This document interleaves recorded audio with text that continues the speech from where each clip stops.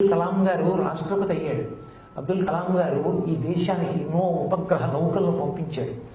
అంత చేసిన కలాం గారు జీవితంలో పడినటువంటి కష్టాలు మీరు చదివితే, మూవింగ్ ట్రైన్లోంచి న్యూస్ పేపర్స్ బండిల్స్ కింద పారేస్తే ఆ పేపర్ల కట్ట ఏరి సైకిల్ వెనకాతల కట్టుకుని రామేశ్వరం అంతా తిరిగి ఇంటింటా న్యూస్ పేపర్ వేసి ఇంటికి వచ్చి అమ్మ పెట్టిన చపాతీలు తిని నమాజ్ చేసి స్కూల్కి వెళ్ళి చదువుకుని సాయంకాలం తిరిగి వచ్చేటప్పుడు సైకిల్ వేసుకుని అన్ని ఇళ్ళకి వెళ్ళి పేపర్ బిల్లు తీసుకుని అది తీసుకెళ్లి యజమానికి కట్టి రాత్రి వచ్చి రెండో ప్రపంచ యుద్ధంలో తగినన్ని రొట్టెలు కూడా దొరకనటువంటి రోజుల్లో చిన్న మిణుకు అనేటటువంటి దీపపు కాంతిలో చదువుకుని ఇండామిటబుల్ స్పిరిట్ అనే పుస్తకం రాశారు.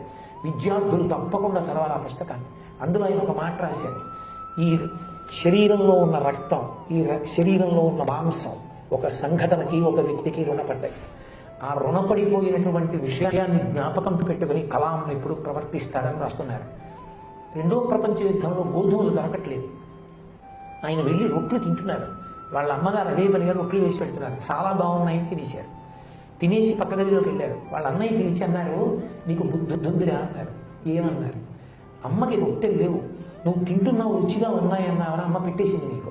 నువ్వు తినడం కాదు, నువ్వు తినడంతో పాటుగా వేరొకరి యొక్క విషయాన్ని ఆలోచించడం కూడా జీవితంలో నేర్చుకో అని మా అన్నయ్య చెప్పాడు. అది నా జీవితానికి శిలాశాసనమైంది. తను కూడా తినడం మానేసి నాకు పెట్టిన మా అమ్మ ఉన్నదే, ఆ అమ్మని తలుచుకుని జాతి, ఆ అమ్మ కడుపున పుట్టిన పిల్లవాడు ఈ దేశానికి ఇంత చేశాడు అన్న కీర్తి మా అమ్మకి రావడానికి ఆనాడు తను తినడం మాని రొట్టెలు పెట్టిన మా అమ్మ కోసం కలాం పెళ్లి చేసుకోవడం మర్చిపోయాడు. అంత కష్టపడి మహానుభావుడు ఈ దేశానికి సేవ చేసేసాడు. ఒక వ్యక్తి ఏదో ఒక సంఘటనకి ఒకరికి జవాబుదారీతనం వహించాలి. ఎవరో ఒకరిని ఆదర్శంగా తీసుకుని ఆరోగ్యవంతమైనటువంటి భయాన్ని జీవితంలో నిలబెట్టుకోవాలి.